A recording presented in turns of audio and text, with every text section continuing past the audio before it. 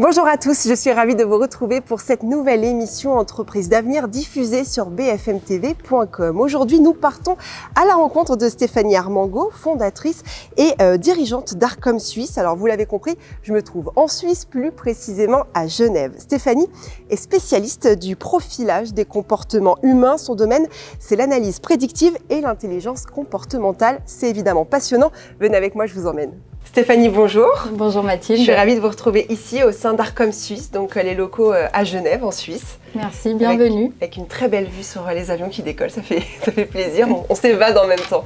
Alors, on va parler évidemment de vous. C'est particulier aujourd'hui parce que vous proposez une formation, c'est ça, avec une dizaine de participants. En quoi ça consiste? Quelle est cette formation? Alors, c'est une formation à l'analyse de comportement, enfin un transfert de connaissances, et là, on est vraiment dans des logiques et des pratiques managériales. D'accord, et vous avez d'autres formations que vous proposez à l'année, c'est ça, avec d'autres participants? Tout à fait, donc la même mais avec une orientation sélection et processus de recrutement, donc analyse comportementale de recrutement et intelligence émotionnelle. On va parler évidemment de l'intelligence émotionnelle. Vous faites de l'analyse prédictive, de l'intelligence comportementale, c'est des mots peut-être que l'on ne connaît pas forcément. Qu'est-ce que ça veut dire concrètement? Alors l'idée c'est d'arriver à anticiper comment une personne va se comporter de manière à lui offrir un management le plus propre, le plus éthique possible, et en matière de sélection c'est d'arriver à anticiper en amont des comportements qui pourraient être problématiques dans le cadre soit d'un management de quelqu'un, soit dans un cadre de collaboration. C'est vrai que ça coûte très cher aux entreprises, aux grandes entreprises, de se tromper de candidat. Une erreur de recrutement, ça coûte cher. Quel est justement votre conseil, vous, quand vous avez un candidat qui est devant vous? Comment est-ce que vous faites pour saisir, le scanner assez justement? Alors, on va faire de l'analyse prédictive, justement, donc issue de pratiques qui viennent beaucoup d'Amérique du Nord, que j'ai réussi à récupérer et à introduire ici en Europe. Et l'idée, en fait, c'est d'aller chercher dans les comportements passés de la personne pour aller prédire quels vont être potentiellement ses comportements futurs. Et donc, de voir si on a eu des comportements qui étaient plutôt prosociaux ou plutôt des comportements antisociaux, et finalement de voir comment la personne raisonne le monde pour déduire, en fait, qu'est-ce qu'il y a comme émotion sous-jacente ou comme pensée sous-jacente qui vont expliquer son comportement vis-à-vis d'autrui. Vous avez des exemples, Stéphanie, concrets peut-être à nous communiquer sur des candidats que vous avez eus et il s'avérait que c'était un peu compliqué en entretien, ou en tout cas un signe qui faisait que ça n'allait pas le faire? Alors j'en ai eu un qui était formidable. On m'avait fait venir pour suite à un historique un peu dramatique d'une directrice qui avait été harcelée par un collègue et qui voulait absolument pas se louper sur cette nouvelle coopération et collaboration. Et donc on avait un candidat qui était très bien préparé, très sûr de lui, etc. Et nous on fait à la fois de l'analyse de discours et de l'analyse de langage non verbal. Et en fait, il se trouve qu'au bout de 1h22 d'entretien qui s'était passé relativement bien en termes de prestations, alors qu'on évoque le nom de cette personne, il a des micro-réactions au niveau du non-verbal qui laissent penser qu'en fait, il connaît déjà cette personne, qu'il a déjà un a priori négatif et qu'il a peut-être même des intentions qui ne sont pas avouables vis-à-vis de cette personne, voire de son poste. Et donc, on a décidé de ne pas aller de l'avant avec cette personne et il se trouve qu'à partir du moment où ça a été non, elle est passée de quelqu'un de très agréable à quelqu'un qui était dans la vengeance, à quelqu'un qui était dans des logiques passives-agressives complètement assumées et qui s'est battu pour avoir ce poste. En fait, j'ai challengé sur quelque chose et là, en fait, il est sorti de ce qu'on appelle sa baseline. Et là, le corps s'est mis en mouvement, son corps trahissait sa pensée. Et par rapport à ce qui était exprimé, il y avait une incohérence entre les deux.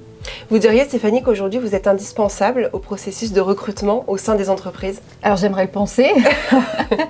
En termes d'humilité, je ne sais pas si on peut le dire, mais je pense que toute la partie soft skills, donc les compétences douces et donc les compétences sociales, émotionnelles, relationnelles, sont indispensables pour éviter les coûts psychologiques, émotionnels et financiers et même de performance en fait au sein des organisations. Et bien justement Stéphanie, je vous propose que l'on mette tout ça en pratique. Vous allez nous montrer une analyse comportementale, c'est ça? C'est exactement ça.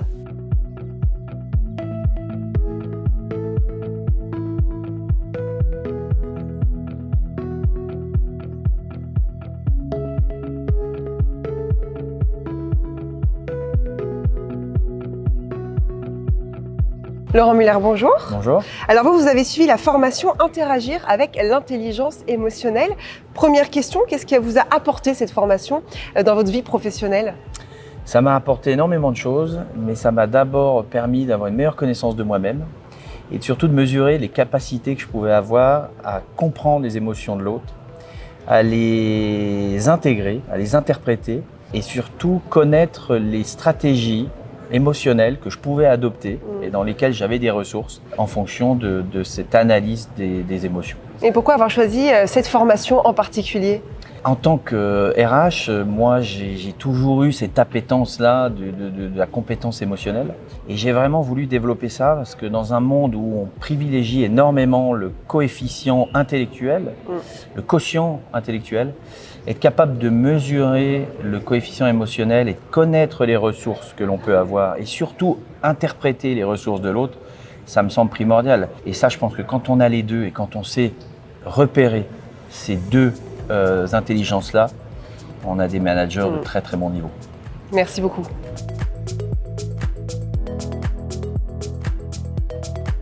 Mickaëlle Ossionprat, bonjour. Bonjour.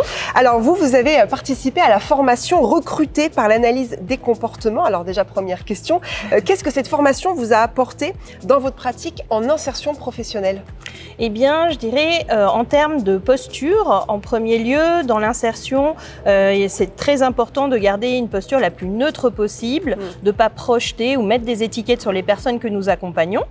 Le deuxième élément, ce serait vraiment la qualité d'écoute et le fait de proposer à travers des questions bien ciblées, bien cadrées, d'aller chercher les informations importantes pour accompagner les personnes de manière pertinente et bienveillante. Donc grâce aux techniques de l'analyse comportementale, on peut aller sourcer ces informations et avoir l'image la plus juste possible. Et en même temps, garde-fou pour la posture, de ne pas tomber dans le complexe du sauveur ou la surcompassion ou au contraire de projeter des biais qui n'appartiennent pas à la personne. D'accord, et en coaching de management ? Alors je dirais que là on va plutôt se baser sur tout ce qui est capacité à comprendre, à analyser si la personne peut intégrer les besoins de performance de la structure qui l'a rejointe ou dans laquelle il évolue déjà depuis un certain temps, mais aussi à voir si cette personne peut atteindre les objectifs, peut intégrer la culture d'entreprise qui parfois est changeante, évolue. Donc de vraiment, à travers des questions très claires, de pouvoir avoir une data objectivée et donc pouvoir se positionner de la meilleure des manières. Et c'est la fin d'Entreprise d'avenir. Merci à vous de nous avoir suivis. On se retrouve très vite sur bfmtv.com.